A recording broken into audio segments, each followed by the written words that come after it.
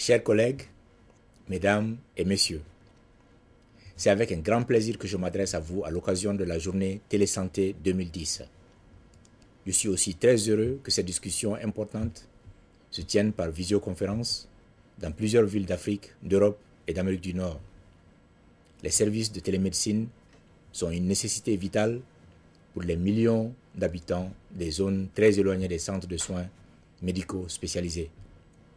La télémédecine, aussi appelée soins de santé à distance, a pour objet de faciliter les communications entre le personnel médical et le paramédical des régions isolées et les spécialistes travaillant dans les hôpitaux. Elle utilise pour ce faire le courrier électronique, le téléphone et les liaisons vidéo, entre autres. Ces méthodes extrêmement utiles sont de plus en plus utilisées pour les consultations, les diagnostics, l'enseignement et quelquefois même pour les procédures médicales à distance.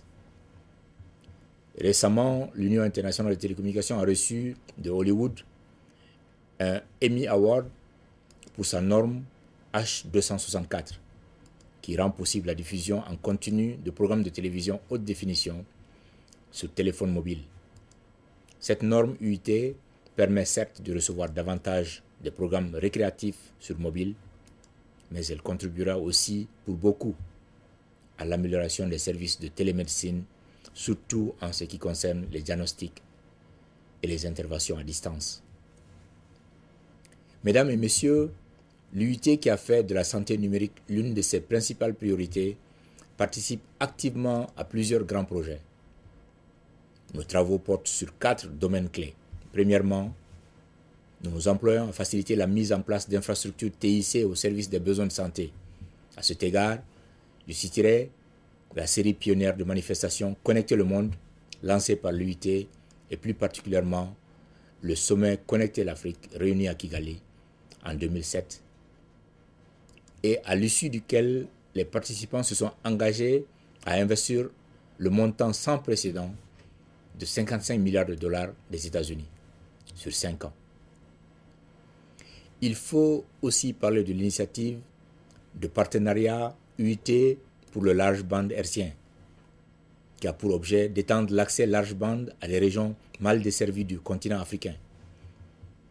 L'un des volets de cette initiative est le réseau interrégional Africa Health Infoway, mis en place par l'OMS en partenariat avec la Commission économique des Nations Unies pour l'Afrique, afin de renforcer à l'échelle sous-nationale les capacités de collecte de données sur la santé en vue de leur analyse, de leur diffusion et de la prise de décision en matière de santé publique.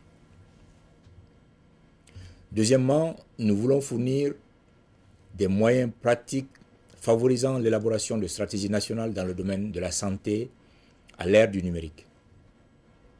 En étroite collaboration avec l'OMS et d'autres organisations, nous sommes déterminés à fournir aux pays les moyens dont ils ont besoin pour mettre l'utilisation des TIC au service de la santé dans le monde et accélérer ainsi la réalisation des objectifs du millénaire pour le développement dans ce domaine.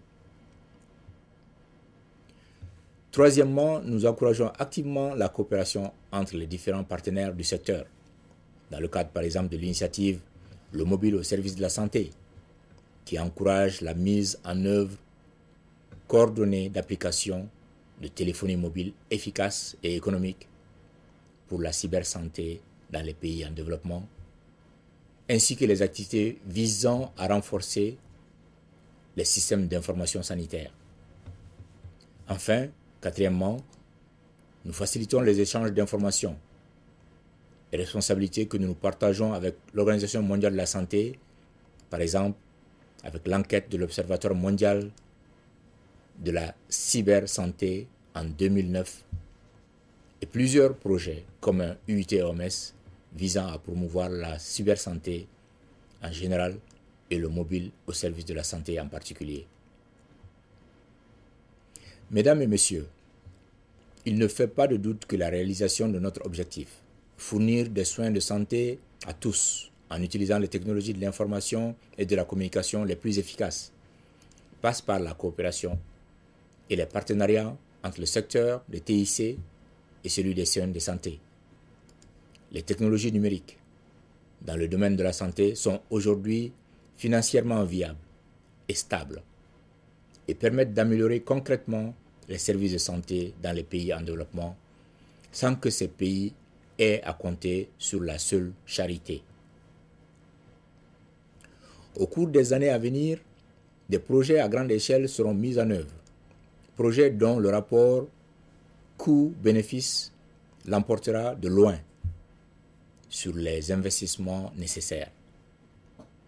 Je suis très heureux que, à l'initiative de CATEL et de l'Agence nationale de télésanté et d'informatique médicale du ministère de la Santé du Mali, d'éminents praticiens soient réunis par téléconférence avec l'appui d'organismes régionaux et du secteur des TIC.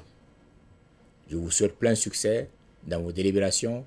Soyez assurés de l'appui de l'Union internationale des télécommunications, UIT, qui continuera à améliorer les normes dans les domaines de la santé à l'ère du numérique et de la télémédecine. Je vous remercie.